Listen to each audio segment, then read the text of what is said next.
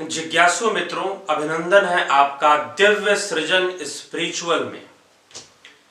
और आज हम श्रीमद् भगवद गीता के जिस विषय को लेकर आए हैं, पंचम अध्याय, पांचवा अध्याय, कर्म संन्यास योग नामक अध्याय के 27वें श्लोक पर हम चर्चा करेंगे। यद्यपि पीछे तक ज्ञानी व्यक्ति के लक्षण क्या होते हैं, ज्ञानी कौन है, ज्ञान योगी कौन है और ज्ञान योगी के लक्षण गुण बताए गए हैं, तो उसी तरह से ज्ञान योगी इस अवस्था में पहुंचता कैसे है, क्या अभ्यास करता है। तो एक ध्यान की विधि भगवान कृष्ण अर्जुन से बता रहे हैं कि किस तरह से वो ध्यान में लीन होता है और एक ही भाव अवस्था को प्राप्त कर लेता है। तो श्री कृष्ण कहते हैं, स्पर्शां कृत्वा बहिर्बाह्यांश्च चक्षुश्चैवान्तरे भ्रुवो प्राणपानौ समो कृत्वा नासाभ्यांत चारिणौ। अर्थात अब यहां पर स्पर्शां कृत्वा बहिर्बाह्यांश चक्षुर चैवान्तरे भ्रुवो, अर्थात अंतर चक्षु की बात की जा रही है यहां पर कि आप अंतर चक्षु को भ्रुवो, भ्रिकुटी के मध्य में, दोनों भावों के बीच में, यहां पर जहां पर माताएं बहनें बिंदी लगाती हैं, पंडित जन भाई लोग तिलक लगाते हैं, इस स्थान पर मन को एकाग्र करो, अपने चक्षुओं को एकत्र करो, अंतर में इसे ले आओ।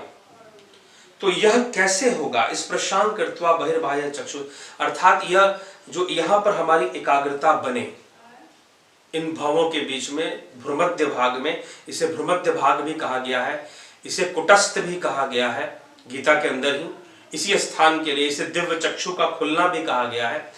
तो इस स्थान पर ध्यान लगाओ और दोनों चक्षु जो है वो एकाग्र होकर इसी स्थान पर फोकस करेंगी। और स्पर्श आदि जो बाह्य क्रियाएं हैं, यहां पर स्पर्शां कृत्वा, स्पर्श शब्द का प्रयोग तन मात्राओं के लिए हुआ है। तन मात्राएं अर्थात शब्द, रूप, रस, गंध और स्पर्श, ये 5 तन मात्राएं, शब्द, रूप, रस, गंध और स्पर्श, इन 5 तन मात्राएं जो इंद्रियों का विषय है। तो जो स्पर्श आदि जो इंद्रियों का विषय है, उससे अपने ध्यान को हटा लेना है। वैसे ही जैसे कछुआ अपने इंद्रियों को समेट लेता है, उससे अपने ध्यान को हटाकर चक्षुओं को यहां पर एकाग्र करते हुए शांभवी मुद्रा कहते हैं, ऐसी अवस्था को शांभवी मुद्रा कही जाती है। थोड़ा सा आप गर्दन ऊपर रखेंगे, नीचे नहीं, हल्का सा गर्दन ऊपर रखेंगे और फिर जब ध्यान में बैठकर, फिर आगे लिखा जा रहा है ना, प्राणपानौ समो कृत्वा नासाभ्यांत चारिणो, अर्थात प्राणपानो, प्राण और अपान, इन दोनों वायुओं को सम करते हुए जो है, और नासिका में विचरने वाले प्राण और अपान जो वायु हैं, नासिका के माध्यम से ही वायु का प्रवेश होता है, तो प्राण अपायु को सम करते हुए और नासिका से गुजरने वाली जो वायुओं का जो आना जाना है उसे सम कर देना, यही प्राणायाम है।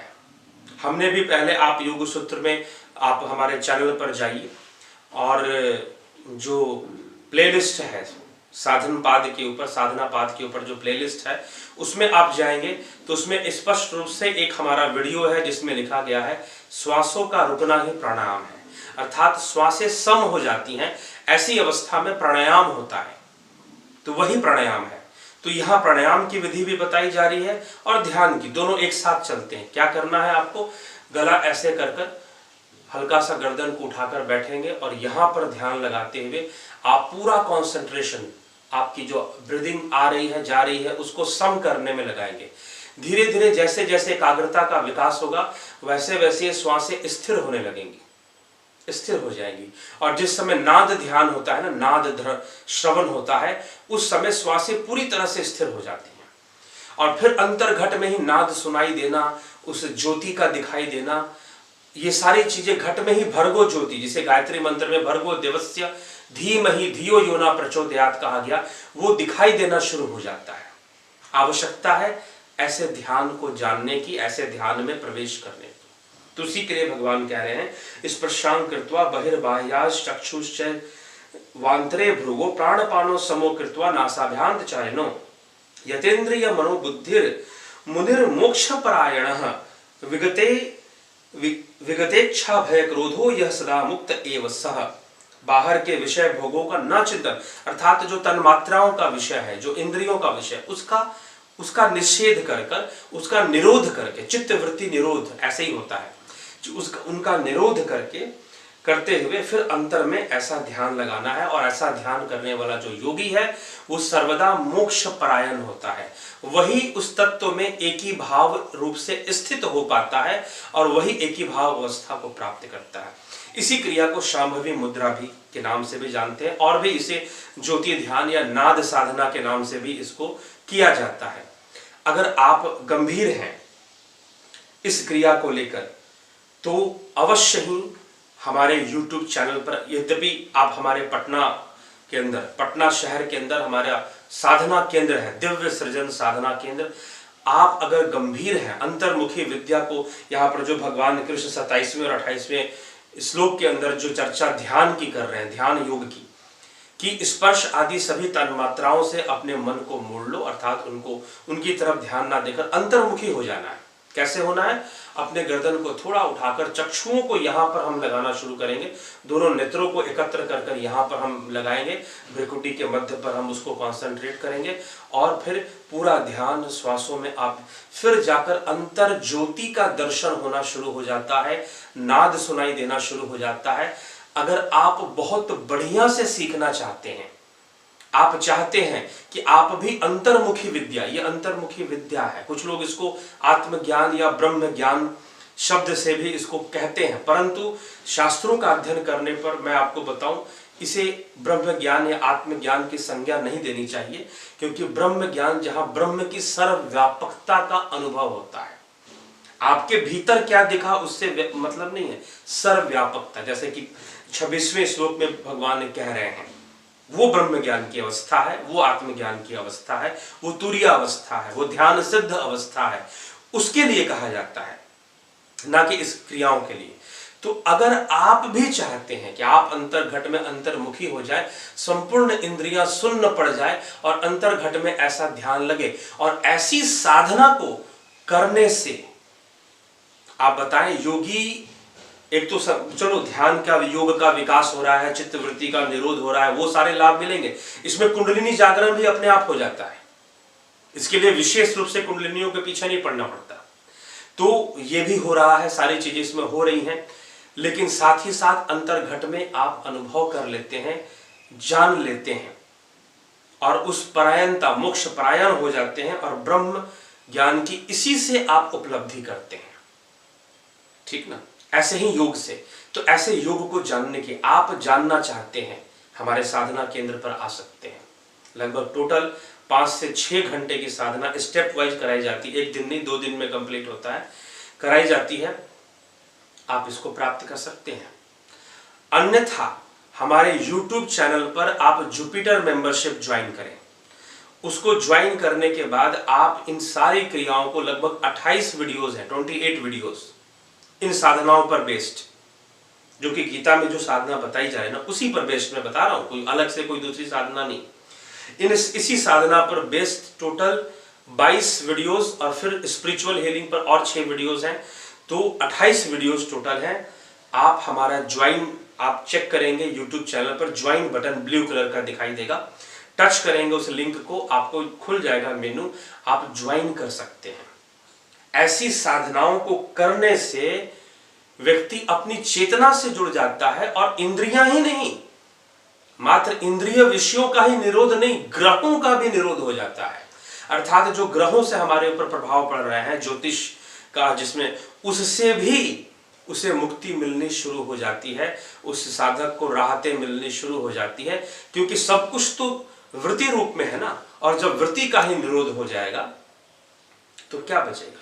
इसलिए योग साधना, यहाँ पर ध्यान योग की चर्चा भगवान कर रहे हैं। स्पर्शां कृत्वा बहिर्बाह्यांश्च चक्षुश्चैवान्तरे भ्रुवो प्राणपानो समो कृत्वा नासाभ्यान्त चारिणो।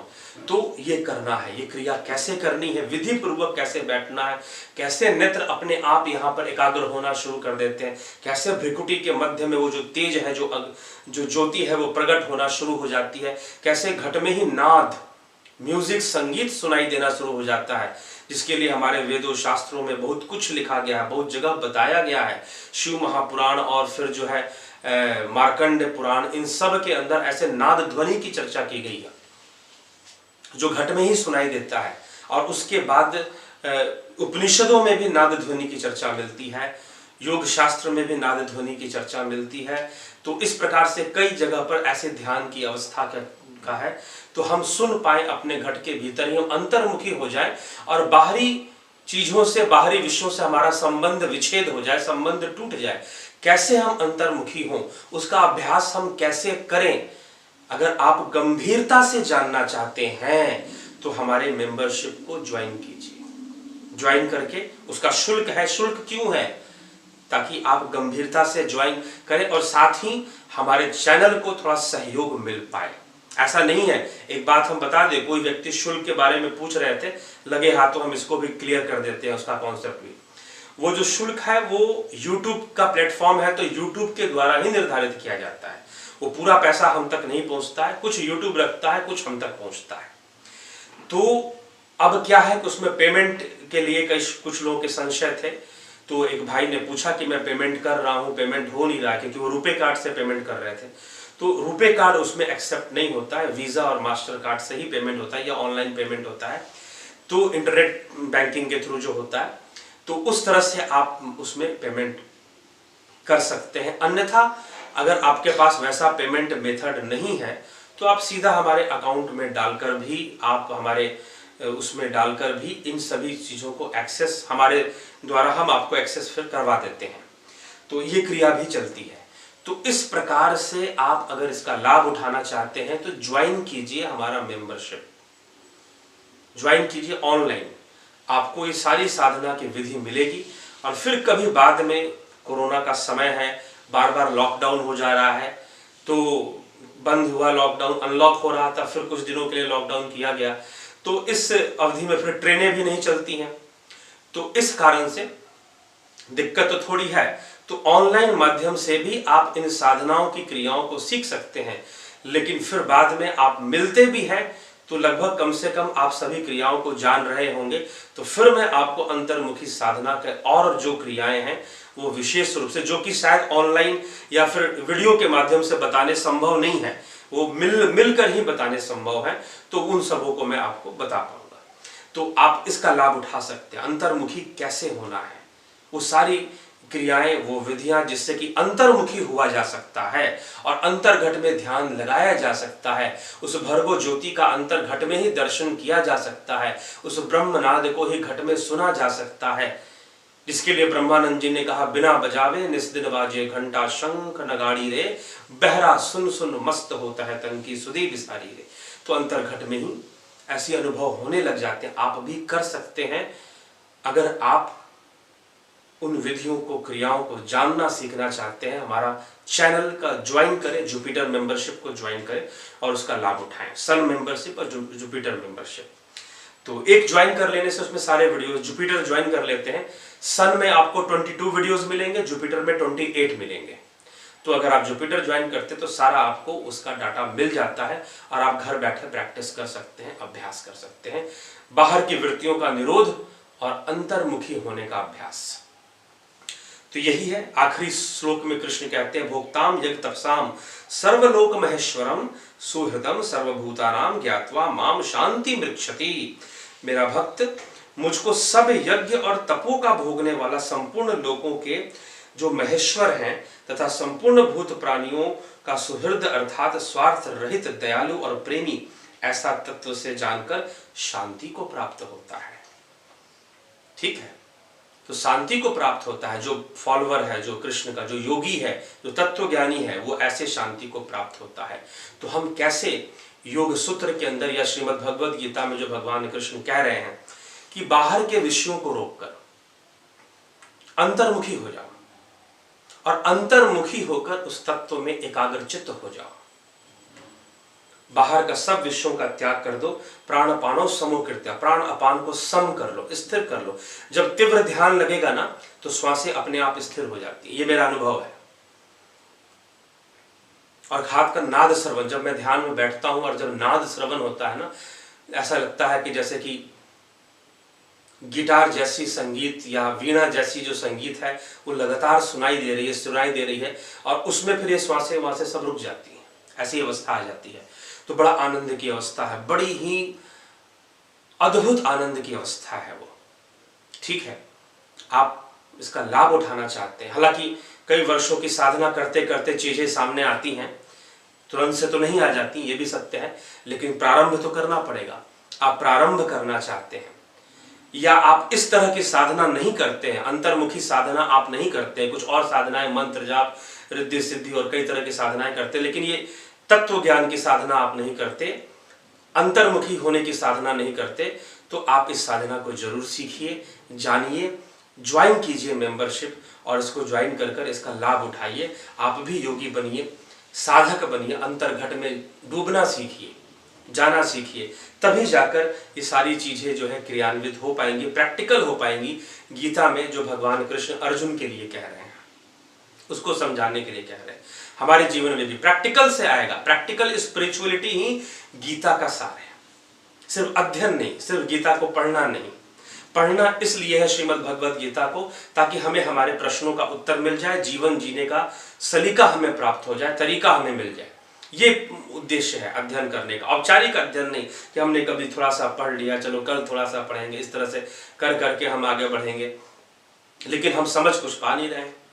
तो उससे ऊपर उठना है, औपचारिकता नहीं ले करनी है, गंभीरता से इसका अध्ययन करना है, गंभीरता से इसको समझना है और पालन करना है जीवन में। तभी परिवर्तन आएगा, तभी मोह भंग होगा, तभी जीवन की समस्याओं का समाधान मिलेगा। तो इसलिए इस ध्यान में उतरने के लिए हमें जरूरी है कि हम अंतर्मुखी होने की विद्या को जानें, और वो अंतर्मुखी होने की विद्या दिव्य सृजन साधना केंद्र पटना शहर में, वाराणसी में भी हमारे साधना केंद्र लगते हैं, लग भी चुके हैं, और ये दिव्य सृजन साधना केंद्र जो है यहाँ पर हमें यहाँ पर भी साधनाएं कराई जाती हैं, लेकिन अभी कोरोना के कारण बहुत सरकार की जैसे निर्देश हैं उसके अनुसार चलना पड़ता है, और जरूरी भी है। मान लीजिए हम अपनी रक्षा कर लेंगे, कोई कर लेंगे, लेकिन जब ज़्यादा लोग या ऐसे लोग इकट्ठे होते हैं तो वहाँ पर अपने आप को बचाना मुश्किल हो जाता है। तो इसलिए जैसा है समय उसके हिसाब से है, और ऑनलाइन के माध्यम से आप हमारा मेंबरशिप ज्वाइन कर बहुत आसानी से साधना की उन विधियों और तरीके को, कैसे बैठना, कैसे उठना, क्या पोजीशन कैसे रखें कि मन और इंद्रियों किस तरह से प्राणायाम करें कि बाह्य जगत से हमारा संबंध टूट जाए, वो सारी विधि बताई गई है। आप उसको ज्वाइन करें, अभ्यास करें और लाभान्वित हों। उसमें कोई दिक्कत आता है साधना कर, कुछ लोगों ने ज्वाइन किया हुआ है, और जिन लोगों ने ज्वाइन किया हुआ है उनको साधना करते कोई दिक्कत आता है तो वो उन वीडियोस के कमेंट में भी पूछ सकते हैं, अन्यथा मुझे व्हाट्सएप मैसेज कर या फिर जो है फोन कर भी पूछ सकते हैं उस साधना से जुड़ी हुई अगर कोई दिक्कत साधना में आगे बढ़ने में हो रहा है तो यही उद्देश्य है, जन कल्याण, और मूल तत्व को हमें मूल बात जो है, असली बात जो हमें समझ में आ जाए, इसी उद्देश्य से हमने श्रीमद् भगवद गीता की व्याख्या यूट्यूब पर शुरू की है। तो 5 अध्याय समाप्त हुआ, अगले व्याख्यान से 6ठा अध्याय शुरू हो जाएगा। आप इसका लाभ उठाएं, आनंद उठाएं, शेयर करें, दूसरों को भी दें ताकि वो भी लाभान्वित हो और उनका भी जीवन सफल हो। सर्वे भवन्तु सुखिनः, सर्वे सन्तु निरामया, सर्वे भद्राणि पश्यन्तु, मा कश्चित् दुर्भाग् भवेत्। इसी भाव से हम यह कार्य कर रहे हैं, आप भी इसमें सहयोगी बने। धन्यवाद।